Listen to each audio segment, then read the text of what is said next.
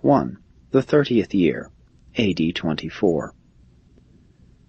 After taking leave of Gonad and Ganid at Charax in December of A.D. 23, Jesus returned by way of Ur to Babylon, where he joined a desert caravan that was on its way to Damascus.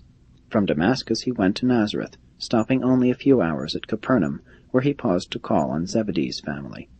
There he met his brother James, who had some time previously come over to work in his place in Zebedee's workshop. After talking with James and Jude, who also chanced to be in Capernaum, and after turning over to his brother James the little house which John Zebedee had managed to buy, Jesus went on to Nazareth. At the end of his Mediterranean journey, Jesus had received sufficient money to meet his living expenses almost up to the time of the beginning of his public ministry. But aside from Zebedee of Capernaum and the people whom he met on this extraordinary trip, the world never knew that he made this journey. His family always believed that he spent this time in study at Alexandria. Jesus never confirmed these beliefs, neither did he make open denial of such misunderstandings.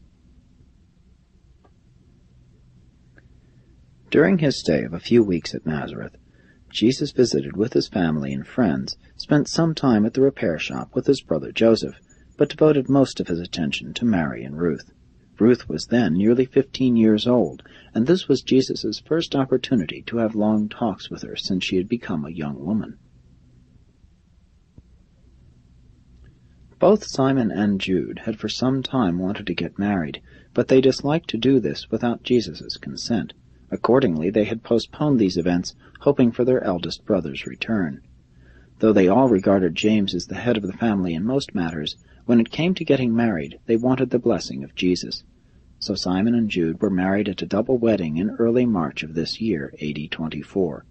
All the older children were now married. Only Ruth, the youngest, remained at home with Mary.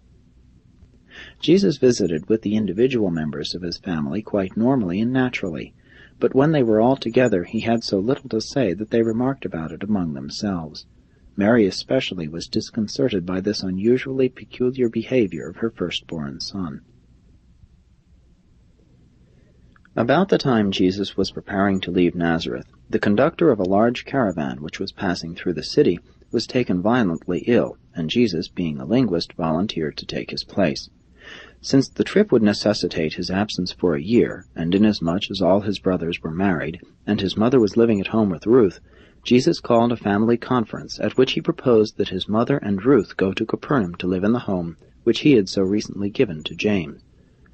Accordingly, a few days after Jesus left with the caravan, Mary and Ruth moved to Capernaum, where they lived for the rest of Mary's life in the home that Jesus had provided. Joseph and his family moved into the old Nazareth home. This was one of the more unusual years in the inner experience of the Son of Man. Great progress was made in effecting working harmony between his human mind and the indwelling adjuster. The adjuster had been actively engaged in reorganizing the thinking and in rehearsing the mind for the great events which were in the not-then-distant future. The personality of Jesus was preparing for his great change in attitude toward the world. These were the in-between times, the transition stage of that being who began life as God appearing as man, and who is now making ready to complete his earth career as man appearing as God.